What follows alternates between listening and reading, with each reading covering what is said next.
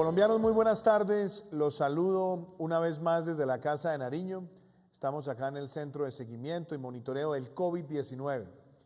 Quiero empezar este espacio una vez más del Facebook Live, dándole gracias a Dios y pidiéndole siempre por nuestro país, pidiéndole también y agradeciéndole por esos héroes del sector de la salud, a todos los que están en el sector dando la vida por los colombianos, nuestro reconocimiento, a toda la fuerza pública que trabaja con denuedo, con entrega, a todos aquellos que están en los servicios públicos y servicios esenciales, a los funcionarios del orden nacional, departamental y territorial. También mi reconocimiento a todos aquellos que están en la cadena de abastecimiento. Y hoy estamos haciendo este Facebook Live a un día de celebrar o a pocas horas de celebrar el Día de la Madre. En medio de este aislamiento preventivo obligatorio, queremos enviarle un saludo a todas las madres de nuestro país, a todas las que se merecen ese gran aplauso y ese reconocimiento por formar a las familias, por estar entregadas durante todo este aislamiento preventivo obligatorio con sus hijos, con sus hogares, pero también con sus responsabilidades profesionales. A todas las madres de nuestro país, nuestro sentimiento de admiración. Quiero una vez más empezar el espacio haciendo un balance de las cifras que tenemos del COVID-19 en Colombia. Hoy se han registrado un total de 444 casos positivos. Tenemos un total acumulado de 10.495 casos. Tenemos hospitalizados 136 personas, en unidades de cuidado intensivo 128 personas.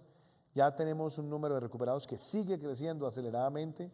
Llevamos en 2.569 personas recuperadas. Hay 9.280 personas que están siendo atendidos en sus casas y hoy se han registrado un total de 17 personas que han fallecido. Este es el registro que lleva el Instituto Nacional de Salud. Para todas esas familias, nuestra voz de condolencia, nuestra voz de solidaridad. Hoy también quisiera destacar las cifras internacionales que tenemos. En total se han registrado 4.004.224 casos, hay activos 2.378.402, leves 2.330.720, en estado crítico 47.182, ya se encuentran recuperados a nivel mundial 1.426.503 personas y el mundo ha registrado hasta la fecha 277.860 personas que han fallecido producto de este embate, de esta pandemia que golpea al mundo. Hoy me acompañan en este espacio el doctor Luis Guillermo Plata, quien es el gerente operacional de COVID-19, quien es el encargado de apoyar al sector salud en la adquisición también de respiradores, quien ha estado también trabajando en la adquisición de reactivos, quien ha estado trabajando también en la gran consolidación de abastecimiento de material de protección para que nosotros podamos distribuirlo en todo el territorio nacional, pero también está trabajando permanentemente en la articulación de la respuesta institucional para el sector de la salud. Y me acompaña también la doctora Lina Arbeláez, la directora del Instituto Colombiano de Bienestar Familiar, porque dado que estamos a pocas horas de celebrar el Día de la Madre, hay muchas preguntas que nos han llegado a través de las redes y de otros medios de muchísimas madres que nos preguntan por los programas nutricionales, también madres comunitarias que nos hacen muchas preguntas, pero adicionalmente temas que tienen que ver con brindarle el refuerzo nutricional a tantas familias en sus hogares en toda Colombia. Y como es usual en este espacio, lo que vamos es a darle cabida a las preguntas de ustedes, las que ustedes nos están haciendo, las que nos están formulando, y voy a empezar por acá. Aquí nos preguntan, presidente, nos pregunta Cristian Castro, ¿cuál es el papel de la gerencia creada por usted para enfrentar el COVID-19? Doctor Luis Guillermo, yo podría hacer aquí la explicación y la descripción, como ya lo dije, es una gerencia que se ha creado para apoyar institucionalmente al sector de la salud, pero sobre todo en una coyuntura muy difícil y muy especial, porque sabemos que muchos de los recursos que se necesitan están escaseando en el mundo.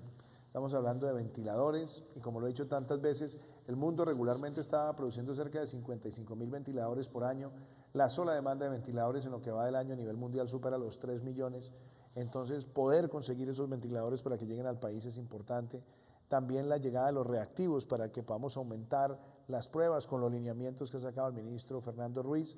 Hemos visto que llegan 2 robots de aceleración para pruebas, como los robots Hamilton que están en el Instituto Nacional de Salud. Y usted ha materializado en las últimas horas lo que ha sido la adquisición de todos los reactivos, cerca de 500.000 reactivos, y la distribución, la dispersión en territorio nacional, pero también lo que ha sido la gran convocatoria para que tengamos un abastecimiento de material de protección. Doctor Luis Guillermo, brevemente, cuéntenle a las personas que nos están acompañando cómo ha sido ese papel de la gerencia, y además a mí me honra que usted nos acompañe.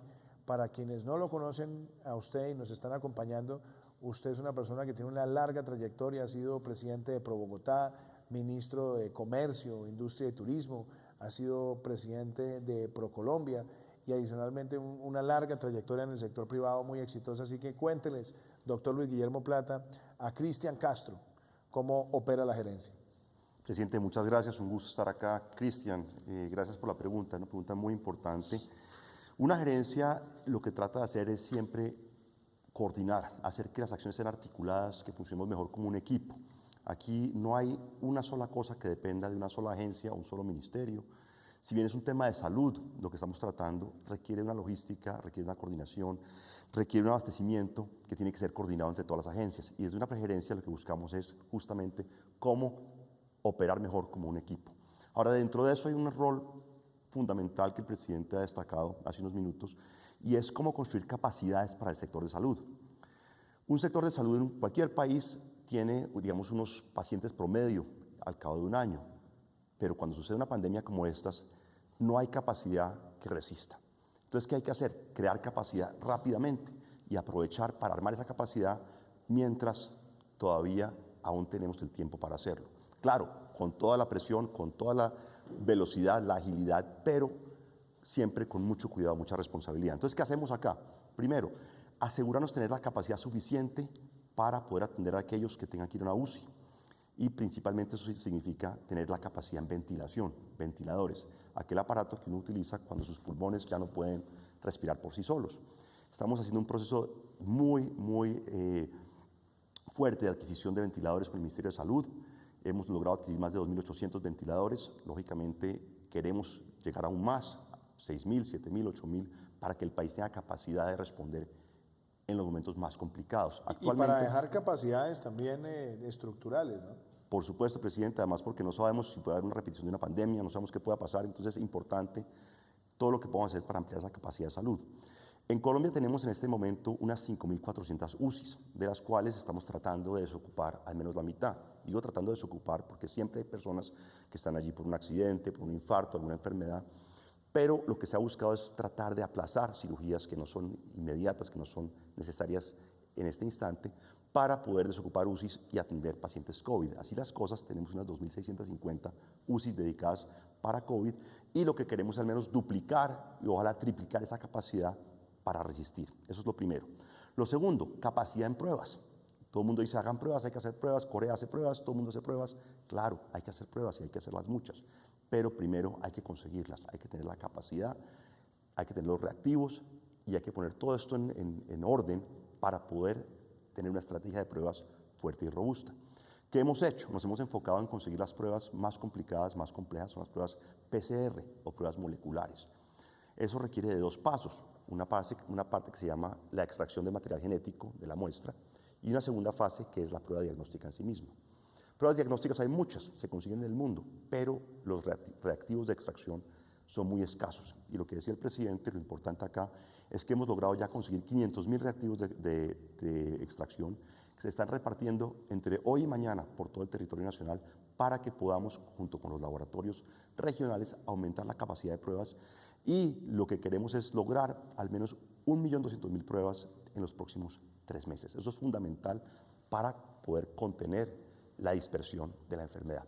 Y por último, estamos creando una reserva nacional de todos los elementos de protección al personal de la salud, para los médicos, enfermeros, técnicos. ¿Y eso qué significa? Tener tapabocas, tener los guantes, tener los gorros, las polainas, las gafas, las batas antifluido, que protejan a nuestros médicos, a nuestros profesionales de la salud. Y de esa manera tenemos cómo afrontar la crisis. Cómo llegar, proteger a nuestros profesionales para que puedan seguir trabajando, puedan atender a la población. Y aquí lo que es fundamental es poder llegar a tener la mayor cantidad posible en el más corto tiempo posible. ¿Por qué digo que esto es difícil? Porque el mundo está compitiendo por este recurso.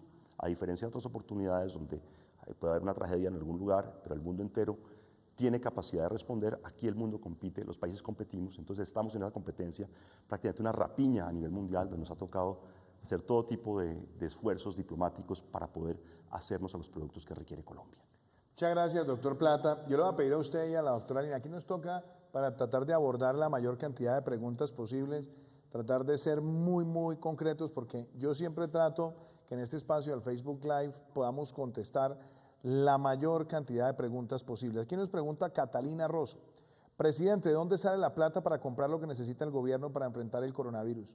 Catalina, esa es una pregunta que me parece muy pertinente porque nosotros creamos el FOME, ese Fondo para el Manejo de Emergencia, y sobre todo una emergencia de esta naturaleza, con la declaratoria de la emergencia económica y social. Y hemos destinado más de 6 billones de pesos para todo lo que es la contingencia de salud. Estamos hablando de proveer recursos para la red, que tenemos que, claro, irlos dispersando en la medida también que se va avanzando frente a la contingencia. También la adquisición, por supuesto, de ventiladores, lo que tiene también que ver con la adquisición de reactivos y material para hacer pruebas en el país, y por supuesto también lo que es la Reserva Nacional, a la cual hacía referencia el doctor Luis Guillermo Plata. Y ese FOME pues tiene unas fuentes puntuales con las cuales se ha ido nutriendo, y ese fondo es quizás el brazo financiero para cubrir esta emergencia. Ese FOME tiene distintas fuentes. Una, por ejemplo, de las más recientes, lo que ha sido también inversiones forzosas del sector financiero con los bonos de la nación para tener también recursos, lo que han sido los préstamos que se tomaron también de algunos recursos que se tenían, por ejemplo, de algunos fondos de ahorro territorial de largo plazo, que lo que hicimos fue tomar prestados esos recursos que estarían en los flujos después del año 2039, los traemos, los tomamos prestados para pagarle a las entidades territoriales, pero además con una mejor rentabilidad de la que tenían. Antes eran recursos que estaban sentados quizás en bancos o invertidos en bonos del Tesoro de los Estados Unidos, y aquí lo que estamos haciendo es traerlos, invertirlos para la contingencia y pagarlos a una mejor tasa de la que estaban representando para que no se afecten las finanzas territoriales. Otra pregunta que nos hacen acá, nos preguntan Stephanie Murillo: señor presidente, ¿tenemos suficientes recursos para enfrentar el coronavirus en Colombia?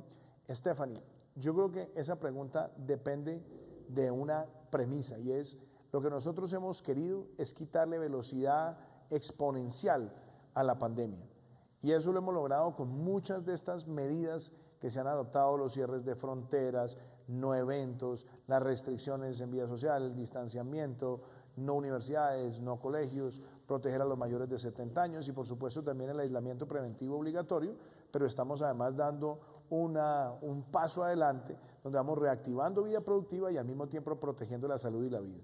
En la medida en que seamos rigurosos en todas las medidas que adoptamos individualmente y colectivamente, lo que vamos a tener es menos estrés sobre la capacidad hospitalaria. Lo decía ahora el doctor Luis Guillermo Plata. Nosotros tenemos alrededor de unas 5.400, 5.500 UCIs en todo el país. En este momento podemos estar entre 2.650, 2.800 que estén disponibles. Ese es un recurso muy importante. Y el número de personas que están en UCI, que yo lo dije hace un rato, tenemos en total 128 para el día de hoy. Tenemos 128 de alrededor de unas 2.000, entre 2.650 y 2.800 disponibles, lo cual muestra que tenemos una capacidad. Lo otro tiene que ver también con material de protección, que hemos tenido también ahí retos grandes, porque en todo el mundo se han presentado escasez, por eso hicimos también reconversión para producir en el país, y esa especie de canal de abastecimiento, de reserva estratégica de la nación para ese material, es también para acompañar los recursos que deben estar proviendo los empleadores, las ARLs, y en la medida que nosotros también tengamos esa mayor capacidad poderlo dispersar en todo el territorio nacional. Nos hacían otra pregunta acá, doctora Lina, aquí esta es para usted. ¿Cómo será la salida de los niños y adolescentes entre los 6 y los 17 años? Yo le pedí al ministro de Salud, al ICBF, que esa medida que es tan importante, tan delicada, tuviera muchísimo sustento médico y entendiendo muy bien la necesidad del país, pero también la necesidad de salud para los niños. Y yo voy a amarrar esa pregunta también con la que hace Jason Guzmán. Pregunta, ¿no es muy pronto para dejar salir a los niños a las calles? Si todos salen a parques, ¿cómo controlamos que no estén en riesgo de contagio? Ahí también es importante contestarle a Jason que los parques no van a estar abiertos, que son media hora por día, 3 días a la semana para los niños. Pero doctora Lina, coméntenle a los colombianos cómo se tomó esa medida, cómo ha sido la articulación entre el ICBF y también el Ministerio de Salud y cuáles han sido esas recomendaciones de los expertos. Presidente, buenas noches a toda la comunidad digital y yo primero que todo también me sumo a su saludo a nosotras las madres, un feliz día y una admiración profunda por nuestro trabajo, tanto en el hogar como obviamente en el mercado laboral. Los protocolos, presidente, que usted le pidió al Ministerio de Salud liderar, tuvieron un acompañamiento de una mesa de expertos, de epidemiólogos, de pediatras, de científicos y de psicólogos. Aquí fue un trabajo articulado entre las diferentes entidades del Gobierno Nacional, estuvo participando el Ministerio de Educación, el Ministerio del Deporte, la Consejería para la Niñez y la Adolescencia y desde luego el ICBF. Las medidas, como usted bien lo ha dicho, es que los niños entre los 6 y los 17 años podrán salir 3 veces a la semana por 30 minutos. Como decimos en Cali, presidente, a estirar los pies, a dar una caminata y hacer un pequeño momento de esparcimiento, tomar el sol, respirar aire. Le hemos dicho a todos, los niños y a los padres de familia, mantenerse a 2 metros de distancia de cualquier tercero que se les acerque, salir con tapabocas. Hay unos protocolos durante, antes y después de la salida. Lavarse muy bien las manos al llegar, echarse alcohol en los zapatos, cambiarse de ropa si se puede y un bañito. Estos son medidas muy importantes, como lo ha dicho el presidente, y han sido evaluadas, vuelvo y repito, por un grupo de expertos.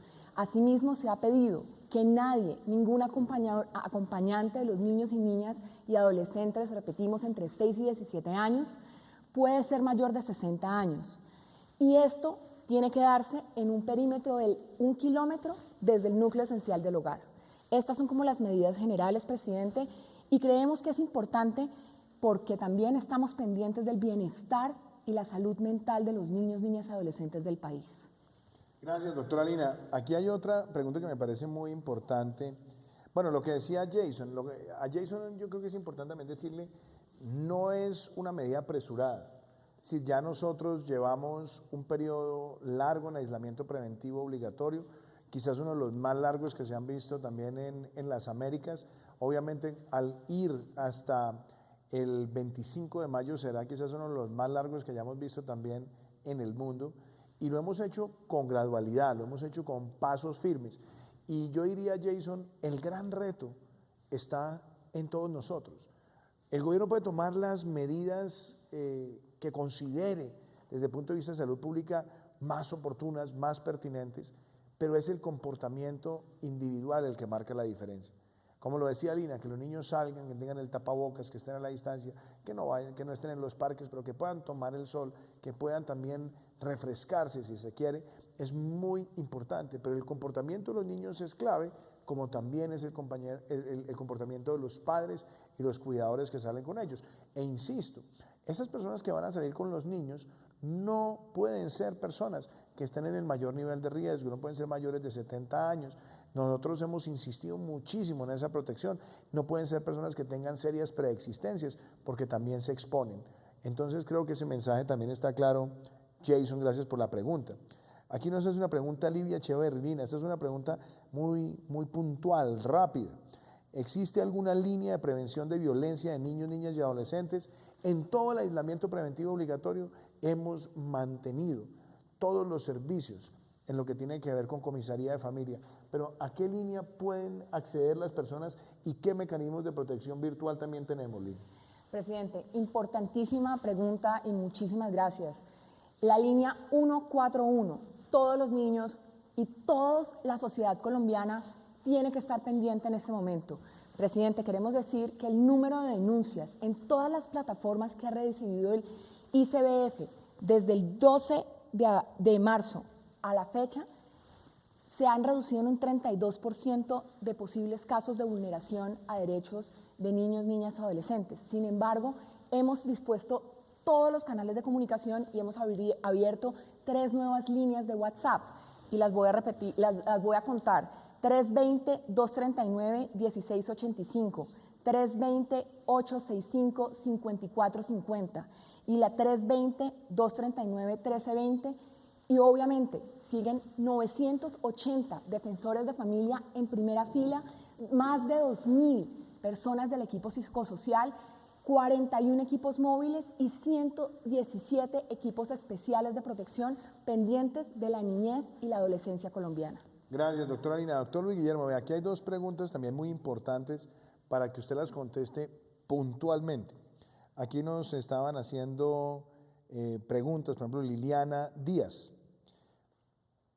¿Cómo compite Colombia con otros países para comprar lo que necesitamos para enfrentar el coronavirus? Y se la sumo con otra. Juan Sebastián Céspedes nos pregunta, ¿cómo va la compra de ventiladores?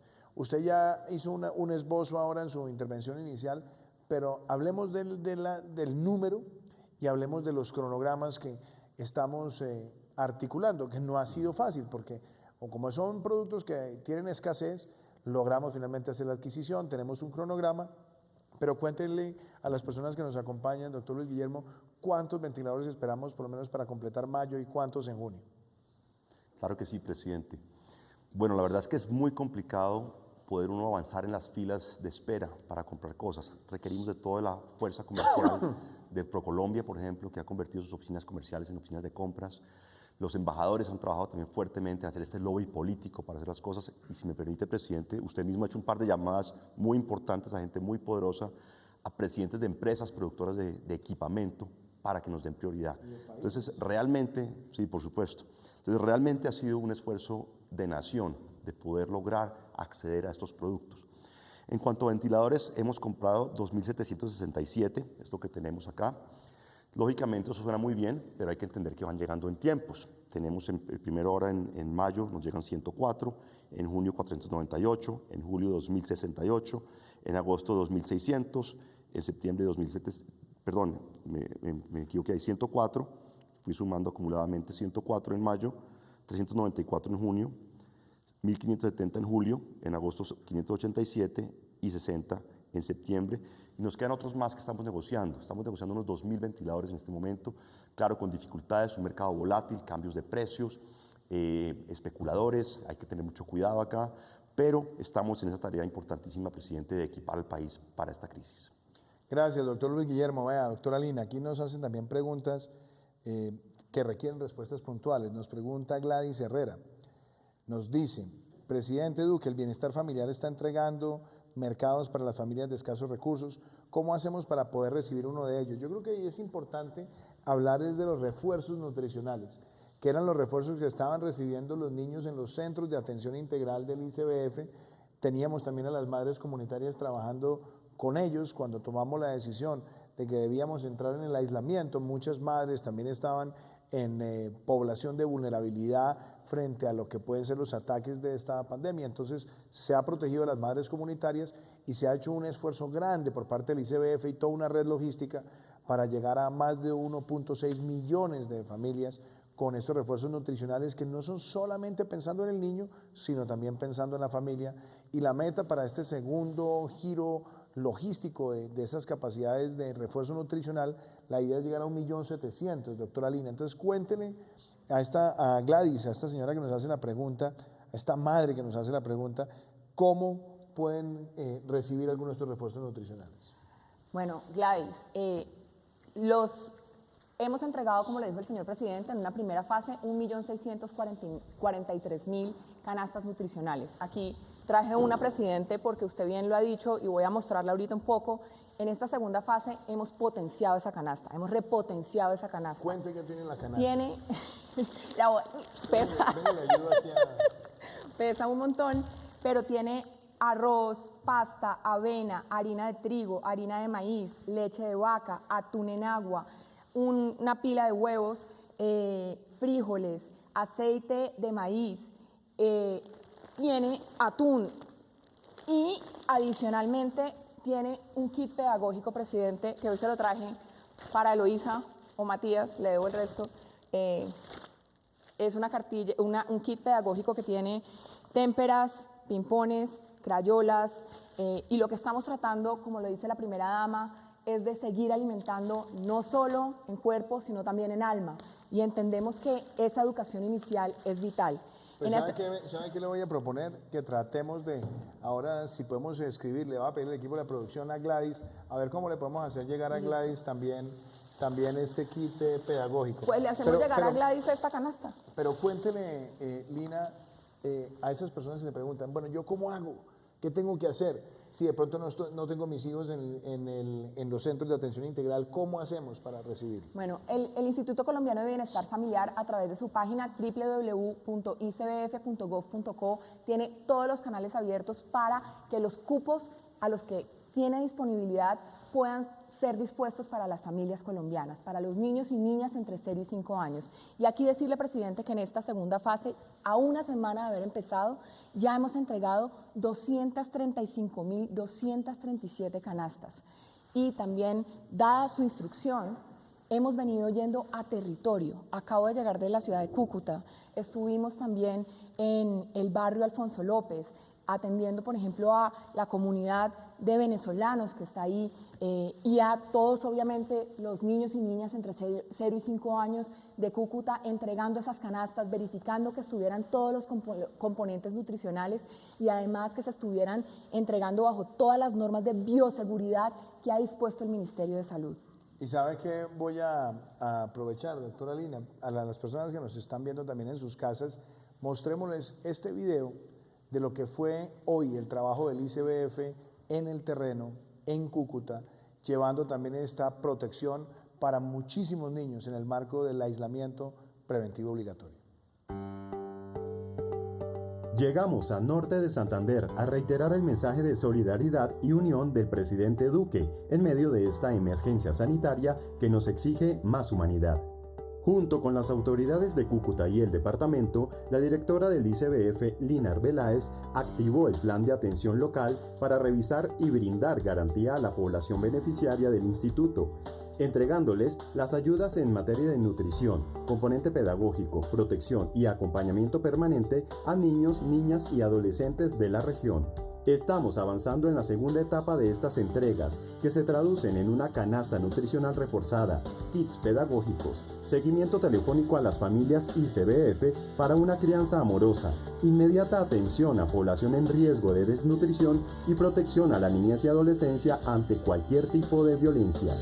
En la primera fase para Norte de Santander, logramos entregar 47.673 canastas nutricionales, atendiendo el llamado a la solidaridad a nuestros hermanos migrantes, población que recibió 4.901 de ellas, y también las 13.452 entregadas en el Catatumbo, región sobre la que prestamos especial atención.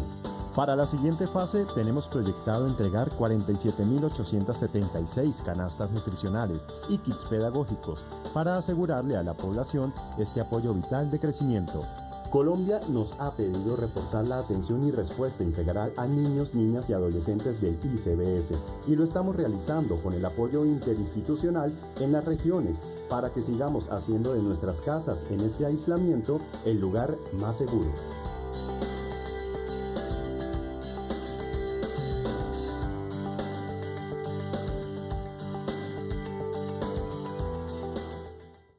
Y me parece también importante, vea, doctor Luis Guillermo, aquí también hay otras preguntas que son muy pedagógicas, se nos permiten hacer pedagogía. Mateo nos pregunta, esta semana llegó a Colombia ayuda de Corea y China. ¿Quién será el beneficiario de esta ayuda y qué elementos llegaron? Esta semana usted sabe que nos llegaron primero donaciones de Corea, también que fueron bien importantes, y yo quiero agradecerle al presidente Moon la conversación que tuvimos hace unas semanas, el apoyo que también nos han dado con sus equipos de gobierno, ilustrándonos sobre muchas de esas medidas.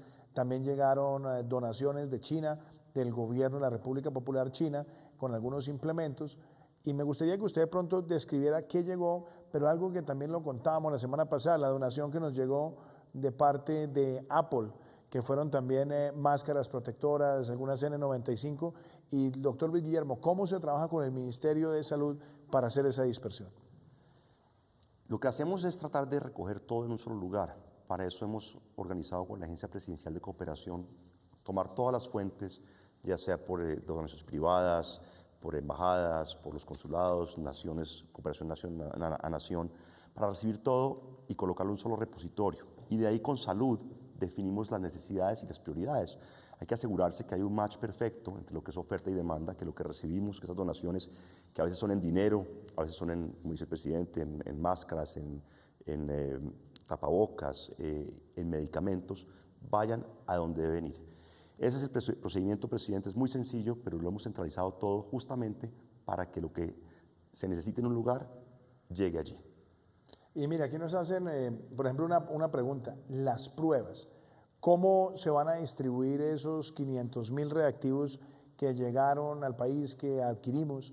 ¿Y por qué es tan importante la dispersión en el territorio? De pronto, antes de darle la palabra al doctor Luis Guillermo, también me gustaría que todos en sus casas pudieran ver cómo funcionan esos reactivos y cómo se van a distribuir en todo el territorio nacional.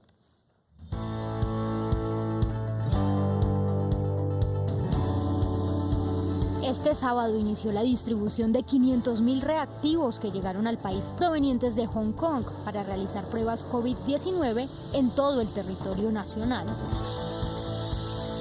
Su distribución se hará a través de diferentes medios, uno de ellos el Aeroclub de Colombia en coordinación con el gobierno nacional. Estamos yendo a Florencia, Caquetá, estamos yendo a Arauca, estamos yendo a Yopal y a Leticia. El criterio de distribución de estos reactivos tiene que ver con el tamaño de la población de cada departamento frente al total de la población colombiana. Los reactivos serán entregados en 20 departamentos como Antioquia, Atlántico, Bolívar, Valle, Amazonas, Arauca, entre otros. Adicionalmente, en el distrito capital de Bogotá. La gran meta que tenemos es lograr de parte de los laboratorios que manejan los reactivos de salud pública unos 1.200.000, 1.300.000 pruebas y asimismo de parte de los laboratorios privados alrededor de 1.600.000 pruebas. Con eso tenemos una amplia capacidad diagnóstica y podemos monitorear el estado de la transmisión del COVID en todo el territorio nacional. Estos reactivos permitirán que muchos laboratorios completen el kit que se requiere para hacer un diagnóstico porque son la primera parte del proceso. En este momento hay escasez de ellos en el mundo. Con su llegada se espera que los servicios de salud y las EPS aumenten el número de muestras que toman en todo el territorio nacional y las envíen a los laboratorios.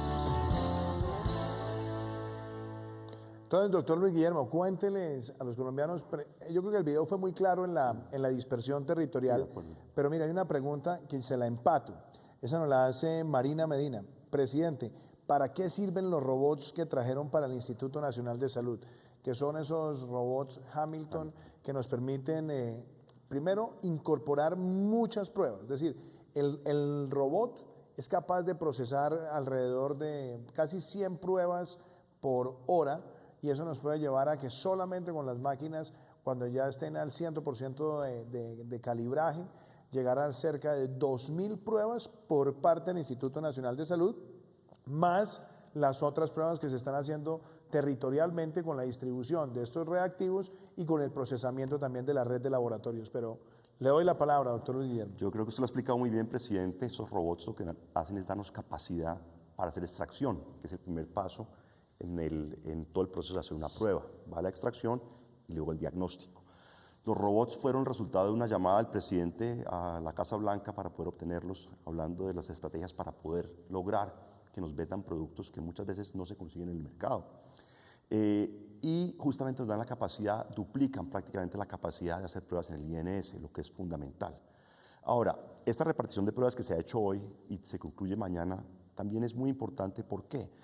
Porque nos da la capacidad de hacer pruebas in situ. Ya una prueba no tiene que viajar una muestra de, por decir algo, de Santa Marta a Bogotá para que se haga una prueba en el INS, sino que vamos a ir dotando a los laboratorios departamentales de la capacidad de hacer pruebas. Y esto cambia todo, cambia la velocidad cambia cómo podemos hacer las pruebas a la población rápidamente, tomar decisiones en tiempo real y con una capacidad, por supuesto, mucho más grande que la que tenemos actualmente. Estamos a pasar de una capacidad de 2.000 pruebas, 3.000 pruebas al día, a una capacidad que va a estar entre 12.000 y 15.000 pruebas al día. Gracias, doctor Luis Guillermo. Mira, aquí nos pregunta Lorena Rodríguez, presidente, ¿qué son las pruebas rápidas? Lorena, yo no pretendo ser un experto, pero de tanto manejar estos temas, hemos ido identificando dos grandes tipos de pruebas que se están realizando en el mundo. Por un lado están las pruebas moleculares, conocidas como pruebas PCR, que son las que trabajan con estos reactivos, como lo decía ahora el doctor Plata, y esas son pruebas que primero tienen una alta confiabilidad. Es decir, cuando se practican, tenemos mucha más precisión que cualquier otra prueba. El Instituto Nacional de Salud fue el primer instituto en América Latina en tener la certificación de epidemiología de campo para hacer esas pruebas en territorio, y esas pruebas hoy en nuestro país son las que también estamos replicando con otros laboratorios en una red nacional. Por eso la distribución de estos reactivos nos permite tener más pruebas PCR. Y de otro lado existen las pruebas rápidas o pruebas serológicas, que son pruebas que primero han sido pues, controversiales en muchos países porque no tienen el mismo nivel de precisión, pero son pruebas que ayudan sobre todo a identificar personas o que han tenido el virus o que son portadores del virus y son asintomáticos. En algunos lugares del mundo han tenido mayor éxito que en otros, pero lo que hay que buscar es también la combinación de las mismas. Y nosotros a través del INVIMA hemos liberado lo que son requisitos, pero obviamente teniendo unas pautas definidas para que el país también pueda ir adquiriendo esas pruebas rápidas. Y esas pruebas rápidas también funcionan mucho en conglomerados, donde tengamos focos de mayor concentración de personas para poder tener claridad. Muchos países de América Latina han ido combinando las pruebas PCR y las pruebas rápidas, y creo que esa combinación nos permite aumentar de manera acelerada el número de pruebas y por lo tanto tener mucha más información sobre el manejo de la pandemia. Así que quisiera hacer ese comentario. Aquí nos preguntan, Luis Eduardo, presidente Duque, en mi municipio no hay casos de coronavirus, hemos respetado la cuarentena y salimos con tapabocas. ¿Se podría regresar a la normalidad pronto? Luis Eduardo, lo que nosotros hemos ido es dando pasos firmes hacia la reactivación de vida productiva. Y justamente hicimos esta semana una descripción de las medidas donde los municipios que no registran casos de COVID pueden dar pasos adicionales recuperando esa vida productiva. Pero tenemos que ser claros, también debemos preservar medidas que son fundamentales. Y quizás mi argumento, Luis Eduardo, es, no se trata de volver a la normalidad, porque esta pandemia va a estar presente en el mundo por un tiempo más largo del que todos quisiéramos. No hay vacuna, no hay tratamiento y por lo tanto es nuestro comportamiento el que define nuestro nivel de éxito. Ahora, en esos municipios que no tienen casos de COVID, la idea que tenemos es un poco más de vida productiva, pero no vamos a tener ni conciertos, ni eventos deportivos masivos, ni bares, ni discotecas por un tiempo un poco más prolongado, y eso no quiere decir que no avancemos en protocolos. Tendremos restricciones para billares, podremos ir abriendo, por ejemplo, algunos salones de belleza con reservación, con tapabocas, con todas las medidas de higiene, podremos ver litografías, podremos ver también algunas ferreterías, todas con protocolos, y la llave de esos protocolos y esa gradualidad la tienen también los alcaldes. Y yo celebro que son muchos los gobernadores y los alcaldes que han dicho queremos entrar en ese proceso, y obviamente hemos tomado también restricciones. No se está habilitando el transporte intermunicipal para que no lleguen personas que no son del municipio y podamos tener también un margen de contención que evolucione también con certeza y con sostenibilidad. Aquí nos pregunta Sebastián Orjuela. Buenas noches, ¿estamos comprando más pruebas para nuestro país? La respuesta, Sebastián, es sí, y justamente esta distribución de los 500.000 reactivos es muy importante porque nos va a permitir articular toda la red de laboratorios y nosotros ir creciendo. De hecho, a lo largo del último mes y medio hemos ido creciendo el número de pruebas que se realizan en el país. El número de pruebas por millón de habitantes que tiene hoy Colombia es superior al de México, es superior al de Brasil, es superior al de Argentina. Hemos tratado también de ir superando a otros países. Obviamente en algunos países se están contabilizando también las pruebas rápidas cuando se miran pruebas por millón. Por lo general los países en esa estadística se están concentrando en PCRs, que son las más confiables, y la idea con esta llegada a los 500.000 reactivos es que Colombia también acelere su posicionamiento en la realización de pruebas. Aquí nos pregunta Yuli Milena Mesa Sepúlveda. ¿Las empresas que durante esta crisis despidieron empleados se beneficiarán con este subsidio? Yuli, esa es una pregunta que yo quisiera explicarla de esta manera. Nosotros tenemos 2 o 3 herramientas que han sido anunciadas. Una, la línea de crédito con garantía de la Nación del orden del 90%, y eso es para proteger micro, pequeña y mediana empresa. Eso quiere decir que por cada 100 pesos que presta el sistema financiero, la Nación está garantizando 90 pesos. Pero adicionalmente sacamos ese subsidio que cubre hasta el 40% del valor de un salario mínimo legal para todos los empleados de todas las empresas que hayan visto reducir su facturación en un 20% o más.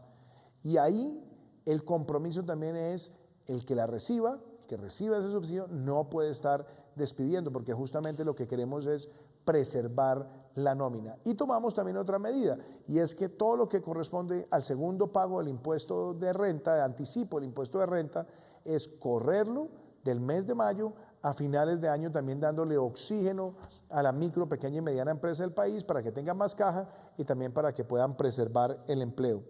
Y aquí hay, vea, doctora Lina, 2 preguntas que me parecen importantes. ¿Cómo va a funcionar la salida de los niños en los hogares de adopción? Es una gran pregunta y, presidente, aprovechando una pregunta que también me han hecho muchos de los padres de familia, es el tema de los horarios. Los horarios que consultamos con la mesa de expertos es optativo y obviamente facultativo a partir de unos estudios que se hicieron dado el clima y la diferencia del clima en Colombia. Entonces, eso hemos propuesto que sean de 8 a 11 y de 2 a 5, pero cada alcalde es potestativo fijar los horarios de la salida de los niños, repetimos, entre 6 y 17. Los horarios de los niños niñas y que tenemos nosotros en los centros de restablecimiento de derechos están también fijados por turnos para poder que puedan disfrutar de esos 30 minutos 3 veces a la semana con todas las normas de bioseguridad que hemos dispuesto a lo largo de esta intervención en Facebook, pero también siguiendo esos lineamientos del Ministerio de Salud. Tapabocas, lavado de manos, lavado de ropa, entrada a la casa con desinfección de alcohol. Todos esos elementos son muy importantes. Un solo cuidador por cada 3 niños. Entonces, hemos dividido los hogares sustitutos y los centros que tenemos nosotros para restablecimiento de derechos con turnos. Aquí, por ejemplo, y yo entiendo esta pregunta, nos la hace Camila Giraldo, me la han hecho muchas veces a lo largo de la semana y yo entiendo además a Camila. Ella nos dice, ¿por qué la medida de dejar salir a los niños no está cubriendo a los niños entre 0 y 5 años? Y yo quisiera, Camila, decirte lo siguiente, hemos tenido esta conversación con el Ministerio de Salud, con muchos expertos, y todavía en el país, en muchos lugares, tenemos ese pico de enfermedades respiratorias en el resto del mes de mayo. Y por eso justamente lo que se ha buscado es la recomendación y lo que hemos dictado como norma es a partir de los 6 años hasta los 17 años, de los 6 a los 14, con ese cuidador, con ese padre, con esa madre, pero obviamente que no esté en el sector de vulnerabilidad de mayor amenaza a la vida por parte de la pandemia o que no tenga preexistencias severas. Pero, doctora Lina, aparte de eso que acabo de decir, yo sé que esa fue una discusión importantísima entre el ICBF y el Ministerio de Salud. ¿Usted qué quisiera agregar ahí? Pues, presidente, mire, para nosotros el pilar fundamental de la sociedad son los niños, niñas y adolescentes del país. Nosotros entendemos, como lo dijo el señor presidente, que en este momento, que estamos entre la semana 22 y 25 del año, hay pico de enfermedades respiratorias, pero también hay un elemento que tuvimos que tener en consideración, y es que el ciclo de vacunas de los niños entre 1 mes y los 5 años no ha terminado, y esto los hace más propensos a esas enfermedades respiratorias que hoy en este momento en el país presentan alta tasa de contagio. Y adicionalmente, hubo un elemento muy importante, y es que en estos periodos del año, cerca del 46% de las UCIs usualmente tienen o reciben a los niños que llegan a esas enfermedades respiratorias agudas dadas las condiciones del clima. Creo que esto es fundamental y por eso, en este momento, los niños entre 1 mes y 5 años deben seguir en la casa. Y aquí también hacemos un llamado a la corresponsabilidad, porque garantizar el bienestar de los niños, niñas y adolescentes entre 6 y 17 que están saliendo es una responsabilidad de todos. Yo agregaría además otra cosa. Mira, aquí nos hace una pregunta César. César nos dice, mire, yo sí tengo que sacar a mi hijo, pero claro que César nos dice acá, si yo quiero sacar a mi hijo de 3 y 5 años, pero no tengo un parque cerca de mi barrio, ¿qué puedo hacer? ¿Puedo llevarlo al supermercado conmigo? César, de nuevo, la directriz es a partir de los 6 años. Pero también quiero hacer esta observación. Y yo entiendo, estas son circunstancias que son difíciles, muchas veces incómodas, muchas veces además los niños tienen desespero y quieren también tener esa luz del sol. Las medidas que hemos tomado las hemos hecho pensando en ellos también. Pero César, también frente a la pregunta de si puedes ir con tu hijo al supermercado y el hijo es chiquito, supongamos que tiene los 6 años, mi recomendación, César, y eso te lo digo después de haberlo conversado muchas veces con el equipo del Ministerio de Salud, preferiblemente no lo lleves al supermercado.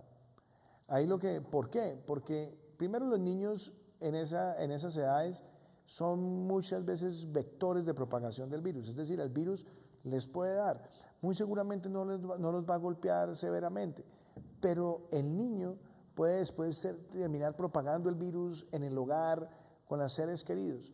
En la medida de lo posible, yo insistiría en lo que ha dicho el ministro Fernando Ruiz, es mejor esa media hora, 3 veces a la semana, media hora diaria, 3 veces a la semana, hacerla para que ellos tengan esa exposición a la luz del sol, guardando las distancias, con los tapabocas, con las medidas que se recomiendan, pero yo sí insistiría en que en la medida en que los que podamos mantener alejados de lugares donde se puedan presentar contagios, muchísimo mejor, apreciado César. Y aquí, por ejemplo, hay otra pregunta que nos han hecho, es esa relación intergeneracional, de cómo al interior de nuestros hogares, inclusive en nuestra sociedad, todo este aislamiento preventivo obligatorio, pues nos ha llevado a cambiar muchos hábitos, a expresar también cariño. Muchos hogares que tenemos tienen distintas edades, son hogares multiedades, pero tenemos que proteger al adulto mayor, pero también tenemos de pronto el joven y tenemos también el niño.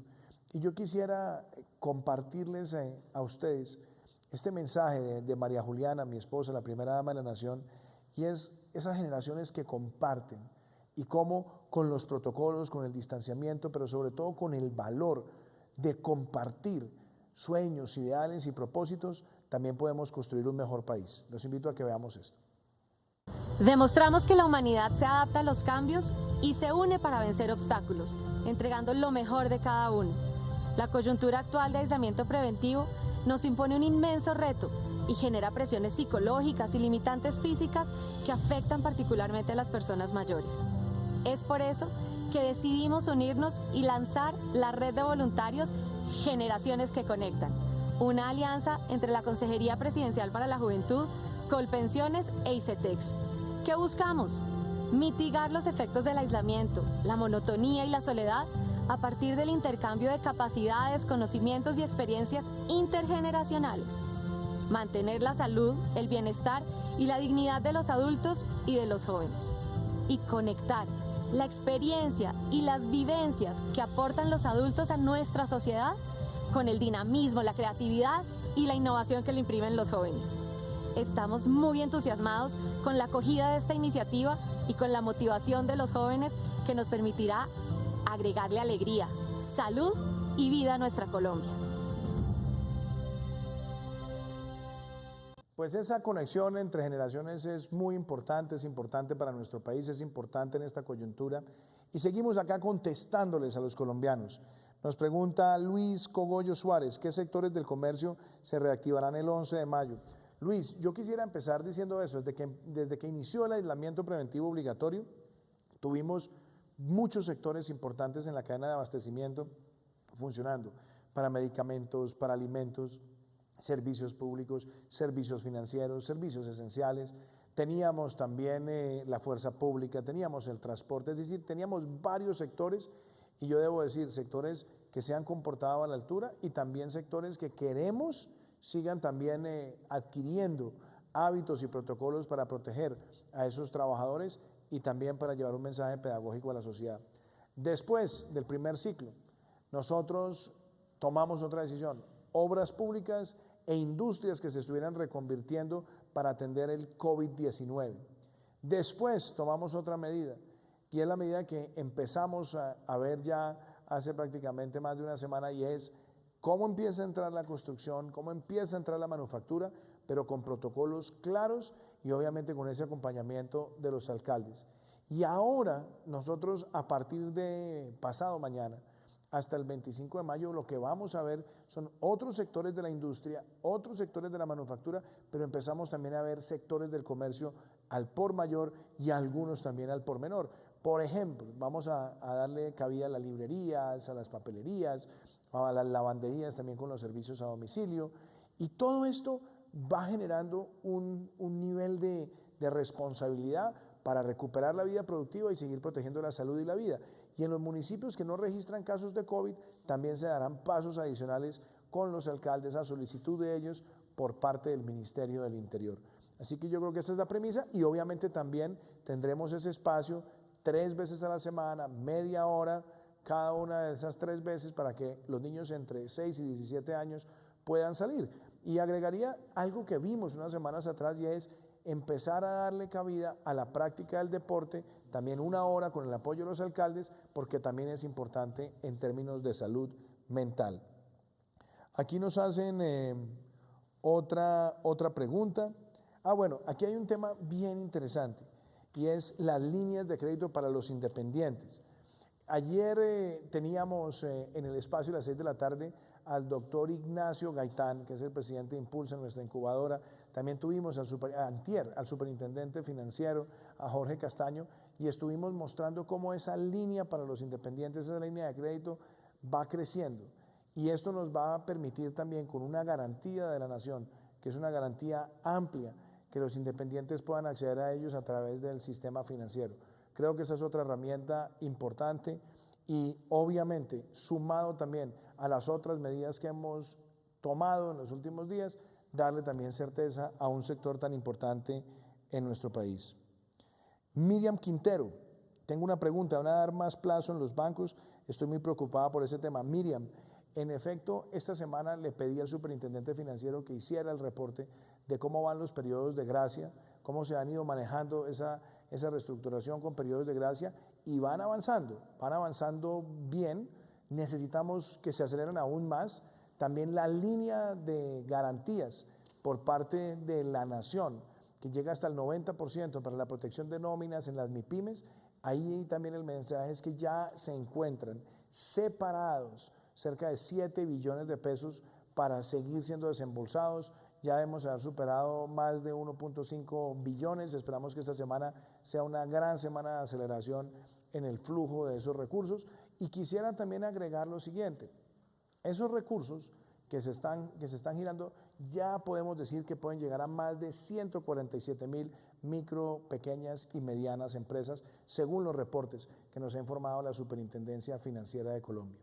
Bueno, yo creo que el tiempo, aquí veo también otras preguntas, el tiempo se nos está agotando y yo quiero despedir este espacio hoy nuevamente, diciéndoles a todos ustedes, este ha sido un momento muy difícil. Es difícil para nuestro país, es difícil para el mundo. Nadie tiene aquí fórmulas mágicas, nadie puede obrar con espíritu triunfalista, pero lo que sí es que tenemos que obrar con resiliencia y cambiar esas adversidades en la mejor de las oportunidades requiere de nuestra disciplina, nuestra colaboración, nuestra generosidad, nuestra pedagogía. Y ese esfuerzo que se está haciendo en los hogares tiene también a esos seres queridos, a nuestras madres, a esas madres que todos los días se esfuerzan en nuestro país. Este aislamiento preventivo obligatorio ha tenido también a las madres como protagonistas en sus casas, como pedagogas, como profesionales, combinando sus responsabilidades también con llevar el mensaje educativo a sus hijos.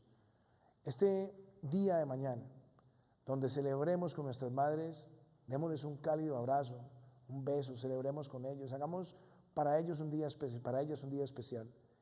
Y sabemos que una vez nosotros vayamos recuperando más vida productiva, en el segundo semestre esperamos también tener ese Día de la Madre donde nos podamos reunir, obviamente con los protocolos y demás.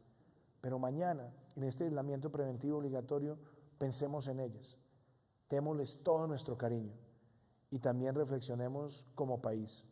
No pensemos en volver a la normalidad, pensemos en ser un mejor país y estoy seguro que lo vamos a hacer. Estos serán momentos donde la palabra incertidumbre estará en el mundo, pero la incertidumbre la enfrentamos con disciplina. En la medida que tengamos más disciplina individual y colectiva, podremos recuperar más vida productiva y al hacerlo, le estaremos ganando la vida al COVID-19. Por eso quiero despedir este espacio hoy, agradeciéndoles a ustedes una vez más que nos acompañen por sus preguntas, por el deseo de seguir contribuyendo en el marco de sus responsabilidades. Pero los quiero dejar con este homenaje a las madres de nuestro país, para que todos desde el corazón les digamos gracias.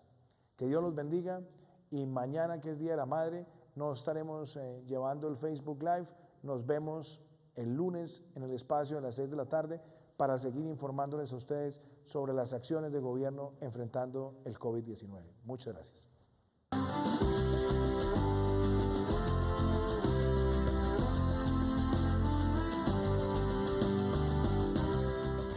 Gracias a todas las mamás del mundo por cuidarnos.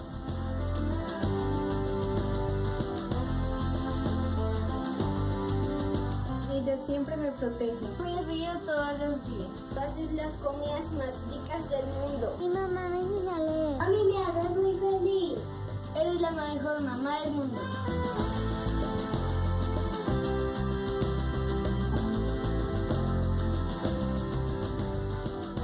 De mi mamá aprendí que todo es posible. Gracias por cuidarme y estar siempre conmigo. Es una mujer valiente. Gracias por inculcarme el respeto. Gracias por existir.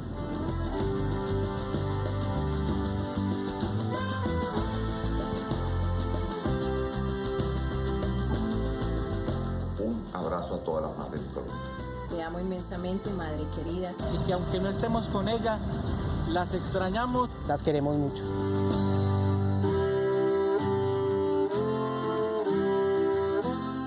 Te amo, mamá. Feliz día. Mamá, feliz día. Eres la mejor mamá del mundo. Feliz día, mamá. Te amamos. Feliz día, mamá. Feliz día, mamá. Feliz día, mamá. Feliz día, mamita. Mami, te mando un beso. ¡Mua! Feliz día, mamá. Mami, feliz día. Te mando un beso. ¡Mua!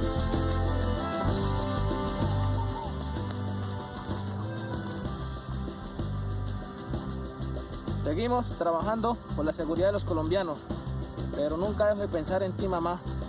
Feliz día a ti y a todas las madres de Colombia. Gracias por darnos la vida. Feliz día.